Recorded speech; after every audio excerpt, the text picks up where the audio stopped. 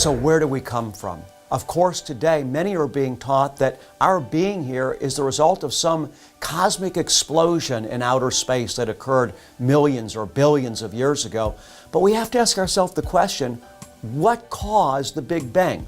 Where did the energy come from that caused the explosion? The Big Bang logically really doesn't answer the question where we've come from, because the Big Bang Theory doesn't answer the question of first cause. What caused the Big Bang? You see, there had to be a first cause. Now let me ask you this question. When we look at creation, or when we look at our own bodies, are we seeing just randomness? Because the Big Bang is supposedly just a random explosion. But when we look at creation, when we look at ourselves and the world around us, is it just random, or is there intelligent design built into creation and into ourselves? Think about it. If you begin to overheat, what happens? Your body automatically begins to perspire to cool it down. There's built-in intelligence in the human body.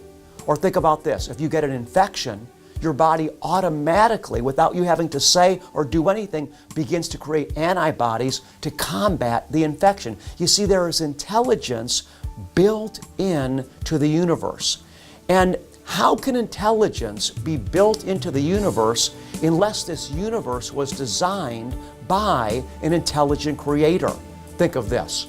If there was a table and there was a bottle of ink on the table, just sitting on the table, and beneath the table there was a big white poster, 3 feet by 2 feet, just laying on the ground.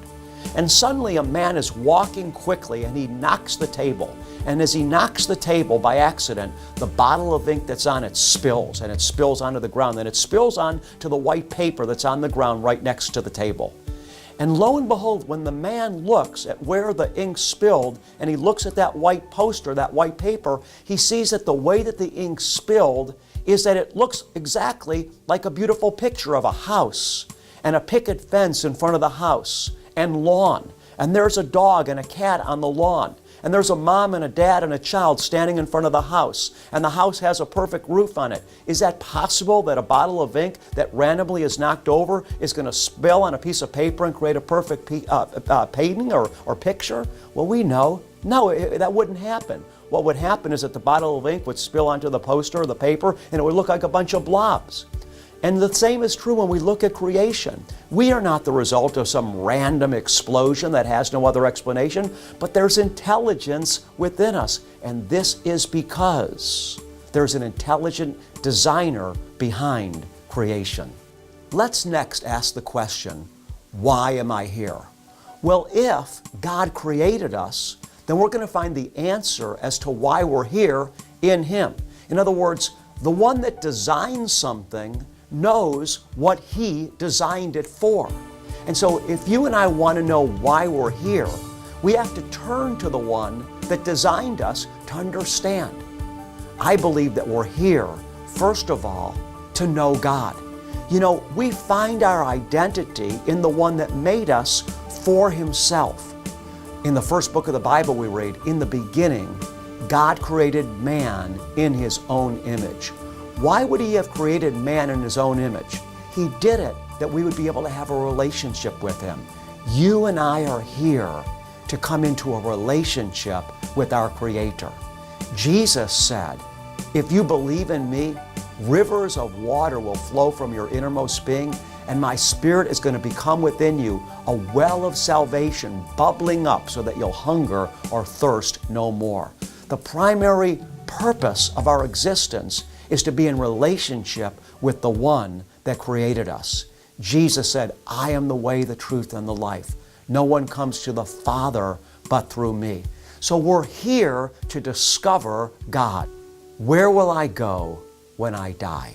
Of course, this is a question that almost everyone has considered at some point. Many say that when I die, I'm just going to cease to be. It will be like I've never existed. Others say, well, everyone's going to go to heaven. But let me just pose this to you. Life is like a trajectory. A trajectory means that something is going a certain direction, and the direction that that something is going is called a trajectory.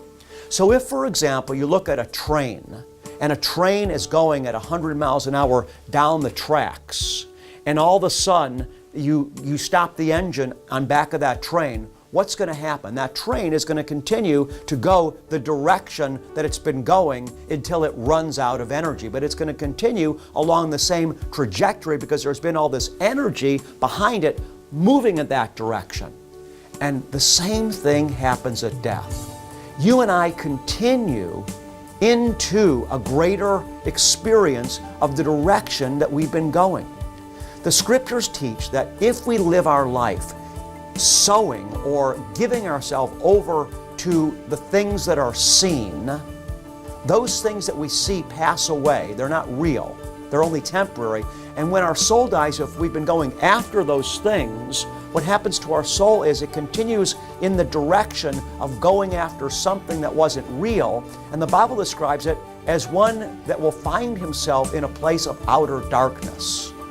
On the other hand, for the soul that has been pursuing God, for the soul that has given themselves over to the purpose for which they've been created, when their soul leaves the body, their soul continues in that same trajectory and they go into the one that they've been seeking on earth.